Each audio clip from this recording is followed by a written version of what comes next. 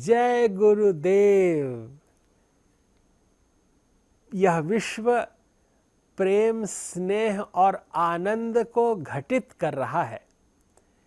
इस पूरे ब्रह्मांड चक्र में जो 12 मास हैं, उनमें से ऋतु चक्र के क्रम में इस 5वें मास को श्रावण मास कहते हैं। यह मास शिव जी का मास है। शिव जी जो संपूर्ण जगत के पालनहार हैं, बुद्धि के प्रदाता हैं, संहार करता हैं, यह उनका मास है। श्रावण के महीने में निरंतर सोमवार के दिन सभी लोग अपने मन मानस को पवित्र करके भगवान शिव की आराधना में विशेष रूप से निमग्न होते हैं। सावन के पूरे महीने सभी लोग शिव जी पर जल चढ़ाते हैं। शिवलिंग पर बिल्व पत्र रख देने मात्र से मुक्ति हो जाती है। कहा गया है कि भगवान शंकर भगवान के उस प्रशासनिक रूप का विग्रह है, लेकिन लिंग भगवान के उस ध्यान मुद्रा का चिन्ह है। लीयते अनेन इति लिंगम। हम उस चिन्ह में लीन हो, उस शिव तत्व, परम तत्व का चिंतन करें। अर्थात जब भगवान कैलाश पर समाधिस्थ भाव में होते हैं, संपूर्ण विश्व के उस आदि स्वरूप में होते हैं, तब वे लिंग स्वरूप में होते हैं। उस शिवलिंग की प्रार्थना की जाती है।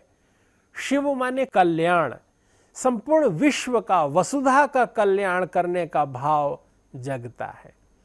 लेकिन जब भगवान शंकर के रूप में होते हैं, तब वे काशीपति होते हैं, काशीधीश्वर होते हैं, प्रजापालक के रूप में होते हैं, पार्वती संग में होती हैं, और तब मानो उस अर्धचंद्राकार नगरी काशी के अधिपति के रूप में विराजमान भगवान शंकर इस विश्व के नियामक बन के आनंद और उल्लास की वर्षा करते हैं।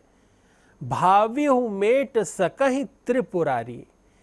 त्रिपुरारी अर्थात भगवान शिवशंकर, वे सब कुछ कर सकते हैं। ब्रह्मा के द्वारा लिखे गए लेख को भी वे मिटा सकते हैं। इसी भाव से प्रत्येक व्यक्ति भगवान शिव की अर्चना और वंदना करता है। सावित्री और सत्यवान की कथा इसमें प्रमाण है। सावित्री को पता रहता है कि 1 वर्ष बाद सत्यवान के शरीर से प्राण यम ले जाएंगे। उस दिन, अंतिम दिन, सावित्री साथ में जाती है सत्यवान के। जब दोपहर में शिरोवेदना होने लगती है सत्यवान को, तो माथे को सहलाते हुए ओम नमः शिवाय का जप करने का संकेत करती है और स्वयं करती रहती है। यम आते हैं, जब जीव को लेकर जाने लगते हैं, तब सावित्री उनके साथ साथ जाकर अंततः सत्यवान का प्राण वापस लेकर आती है। यह भारतीय संस्कृति की दिव्य धरोहर है। भगवान शिव शंकर प्राण वापस कर देते हैं। उनकी कृपा ऐसी होती है कि जो जीव बहुत अल्प काल के लिए भी आया है, वो दीर्घ जीवन जीता है।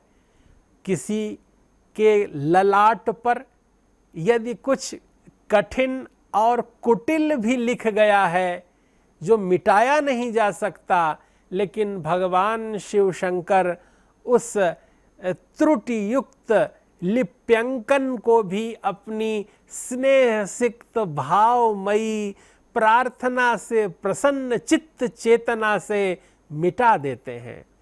उन्हें आशुतोष कहा जाता है। आशु माने बहुत शीघ्र, तोष माने प्रसन्न हो जाने वाले, बहुत जल्दी प्रसन्न हो जाने वाले देव महादेव शिव शंकर हैं। वे नीलकंठ हैं। उनके ललाट पर दिव्य द्वितीया का चंद्रमा शोभित होता रहता है। सिर से गंगा जी लहलहाकर मानो इस संपूर्ण धरा को पावन बनाती रहती हैं और उनकी लहरों में संपूर्ण विश्व मानो प्रसन्नता और पुण्य प्राप्त कर रहा है। जैसे कि 60,000 सगर के पुत्रों का उद्धार कर देने वाली वो गंगा जी हैं, वैसे ही भगवान शिव शंकर की दिव्य चेतना में मन को लगाने से अहर्निश आनंद और आह्लाद होता है।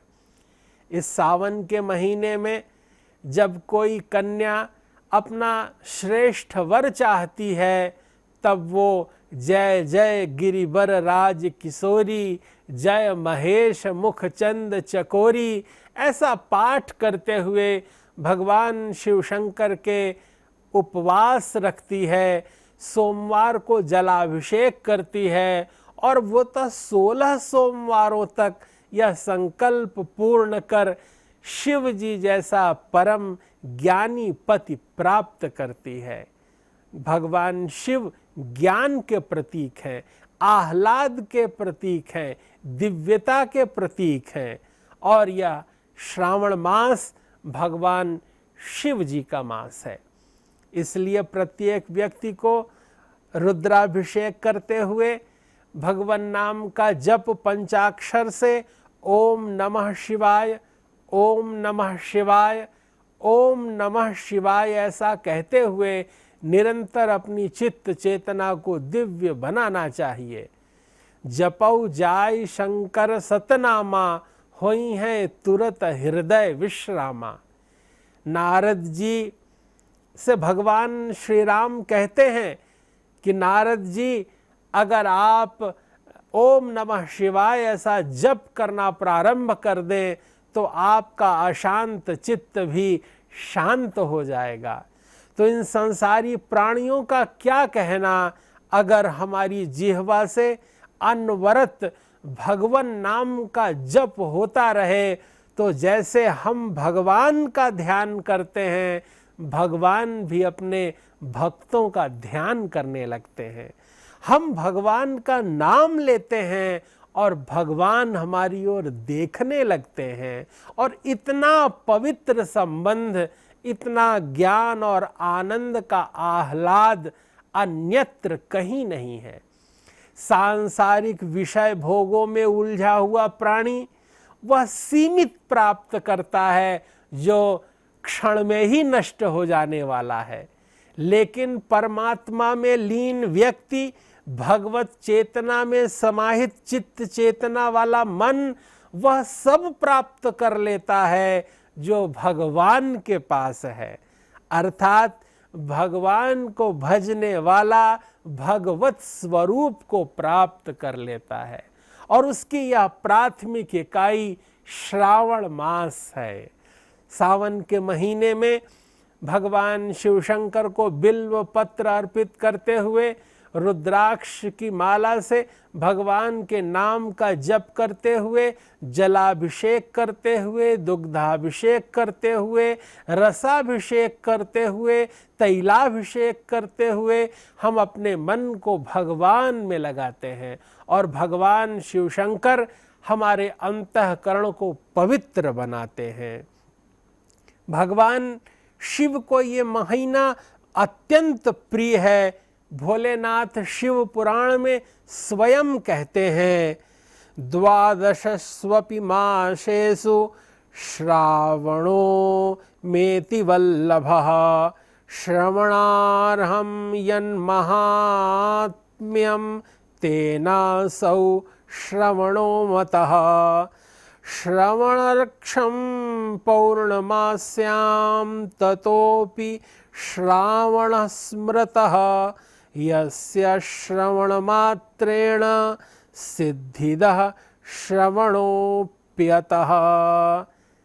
अर्थात मासों में श्रावण मास मुझे अत्यंत प्रिय है, इसका महात्म्य सुनने योग्य है, अतः इसे श्रावण कहा जाता है।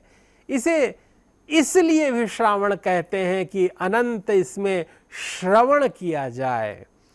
इस मास में श्रवण नक्षत्र युक्त पूर्णिमा होती है, इस कारण भी इसे श्रावण कहा जाता है।